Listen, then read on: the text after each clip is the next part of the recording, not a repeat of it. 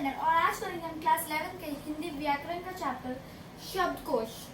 शब्दों का अर्थ जानने के लिए शब्दों की आवश्यकता सभी को पड़ती है। शब्दकोश देखने से हमारा शब्द ज्ञान भी बढ़ता है। अब यहाँ प्रश्न उठता है कि आखिर शब्दकोश क्या है, इसका क्रम किस प्रकार होता है, किसी शब्द को इसमें कैसे ढूंढा जाए। चलिए इसे विस्तार पूर्वक समझते हैं। शब्दकोश दो शब्दों शब्द और कोश से मिलकर बना है, जिसका अर्थ है शब्दों का खजाना।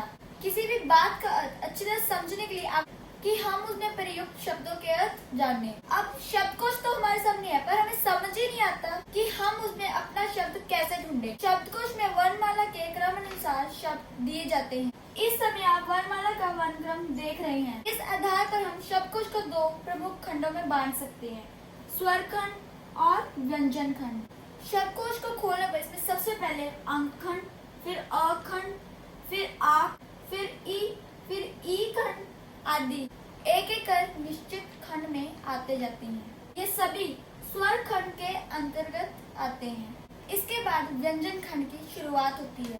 यदि हम क से आरंभ होने वाले शब्द देखेंगे तो वह सभी हमें स्वर अनुसार मिलेंगे, यानी कि कं, क, का, की, कु, क्री आदि। इसे उदाहरण से समझे तो क से निर्मित शब्दों का क्रम होगा कंगा, कलम, कागज, किला, कूंज, कुल, कूल, केला, कैदी, कौशल, क्या, क्रिया, क्षणिक, क्षमा, शोक आदि। ध्यान रखें, शब्दकोश में को उपखंड के बाद स्वर रहित क यानी कि आधे क से बोलने वाले शब्द आते हैं, यानी कि क्या, क्यों से आगे बढ़ते हुए।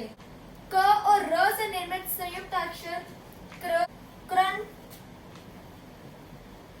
जैसे क्रंदन, क्रम क्रांति से प्रारंभ होकर आगे बढ़ेगा।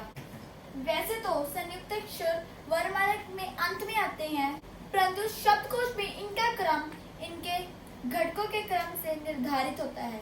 जैसे श्र स्वर रहित क और श से मिलकर बना है। शब्दकोश में ये क वाले शब्दों के बाद आएगा। इसी प्रकार त्र यानी स्वर रहित त प्लस र हमेशा त्र वाले शब्दों के बाद आएगा। यहाँ ध्यान देने की बात यह है कि त्र और त्रि पहले आते हैं और त्र बाद में।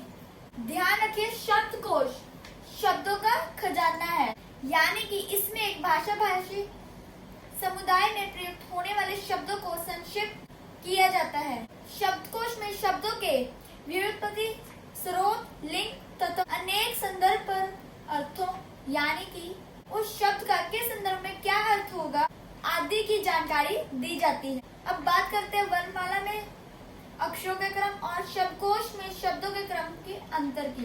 तो हिंदी वर्णमाला का प्रारंभ अ से होता है, जबकि शब्दकोश में शब्द का प्रारंभ अंग से होता है।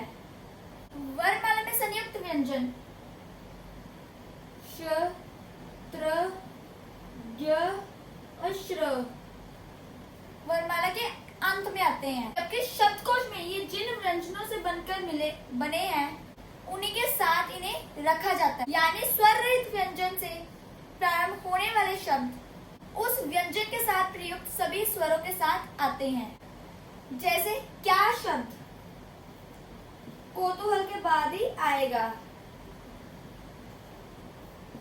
शब्दकोश के अतिरिक्त विश्वकोश और साहित्य कोश आदि भी प्रयोग में लिए जाते हैं, जो कि वास्तव में संदर्भ ग्रंथ है। क्या है संदर्भ ग्रंथ? जिस प्रकार शब्दकोश में शब्दों के अर्थ दिए जाते हैं, उसी प्रकार संदर्भ ग्रंथ में मानव द्वारा संचित ज्ञान को संक्षिप्त रूप में प्रस्तुत करते हैं। संदर्भ ग्रंथ के महत्वपूर्ण भेद है विश्व ज्ञान कोश। इसमें मानव द्वारा संचित हर प्रकार की जानकारी और सूचना का संक्षिप्त संकलन होता है। फिर है चरित्र कोश। इसमें वैज्ञानिकों, साहित्यकारों, विचारकों आदि का व्यक्तिगत परिचय और उपलब्धियों की जानकारी होती है। अब बात करते हैं शब्दकोश में शब्दों के साथ प्रयुक्त संकेतों की। कोई शब्द विशेष व्याकरण की दृष्टि से क्या है, इसे संकेतों के माध्यम से शब्दकोश में दिया जाता है। अब बात करते हैं एक और महत्वपूर्ण बिंदु पर। शब्दकोश के प्रत्येक पृष्ठ के ऊपर टॉप पर बाएं दाएं दोनों कोने पर एक एक शब्द दिया जाता है। बाएं कोने पर दिया गया शब्द पृष्ठ का पहला शब्द होता है, तो दाएं कोने का शब्द पृष्ठ का आखिरी शब्द होता है। तो ये था हमारे क्लास 11th हिंदी व्याकरण का चैप्टर शब्दकोश। अब मैं आपसे मिलती हूँ अगली वीडियो के लिए। अगर आपको कोई भी डाउट्स है तो नीचे कमेंट्स में आप पूछ सकते हैं। इसके बाद मैं आपको कराऊंगी पॉलिटिकल साइंस का, हमारे 3 चैप्टर पढ़े हैं पॉलिटिकल थ्योरी में से, तो उसके बाद हम वो स्टार्ट करेंगे प्री बोर्ड के लिए। ये प्री बोर्ड का सिलेबस हमारा कंप्लीट हो चुका है। ये था हमारा प्री बोर्ड में जो सिलेबस आएगा। अभी तक जितना भी मैंने आपको हिंदी का कराया है सारा मैंने प्री बोर्ड की रिवीजन के लिए कराया, तो आप यहाँ से प्री बोर्ड में रिवीजन कर सकते हैं।